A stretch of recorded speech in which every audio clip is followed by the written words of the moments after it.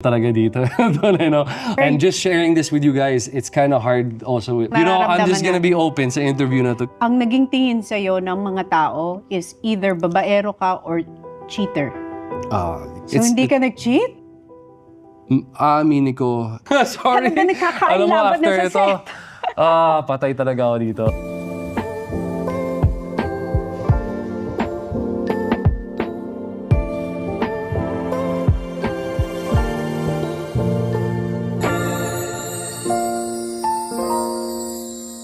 Uy, welcome. Last year nandito si Julia. Napanood ko. Pinag-usapan ka namin. Mukha naman. Good things naman. Good things. Yeah. Good things. Dapat nga, sabi ko nga sana next time makakabalik kaming dalawa. Oh, Para sana. If you guys will have us. Of course, kasi tagal nyo na din. 5 years. 5 years. Maraming bumps in the road, but sometimes I think blessing din yun kasi para